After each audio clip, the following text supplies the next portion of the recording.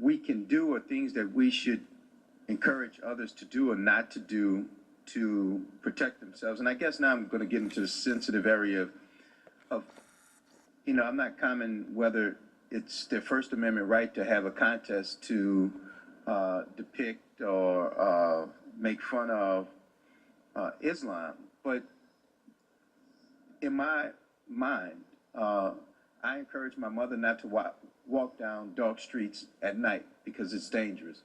I would get upset if someone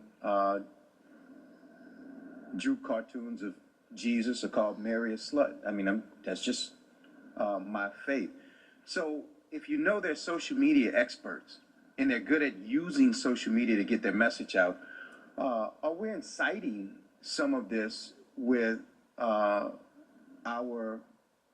some people's hatred towards their religion and other things? I mean, are we fueling some of this fight?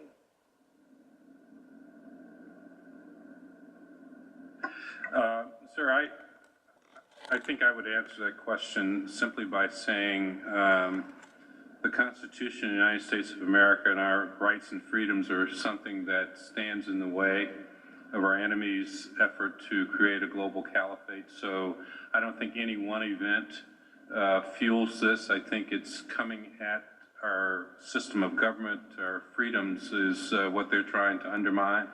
They are in the news cycle. So you don't see any spike in people following after events like this or any rise in social media conversations when you have a contest like that going on? Of course you do, but well, I guess that's my question then.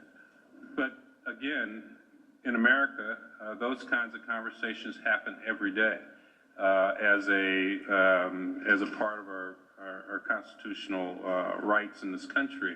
And so saying that we should stop doing something here would cause them to stop doing it there. They'll find somewhere else to look for a reason to to attack America. No, and I agree with that. But I guess my question is, and I think that a guy that's going to rob a lady walking down a dark alley is going to rob somebody. But I'm going to encourage my mother not to walk down that alley so it won't be her, so that it's not easy prey. And I guess, it's our constitutional right to say whatever you want.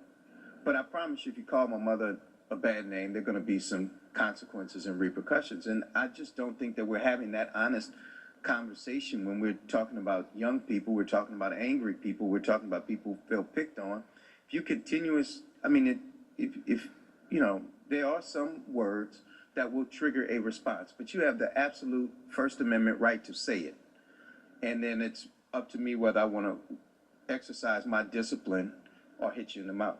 So the question becomes, how often are we going to get hit in the mouth before we realize that we may be playing into it unnecessarily by just being callous and cruel, I think, in some instances. So thank you for your questions, and thank you, Mr. Chairman. Thank you, gentlemen. Mr. Perry, you recognized. Thank you, Mr. Chairman, and thank you, gentlemen, for being here.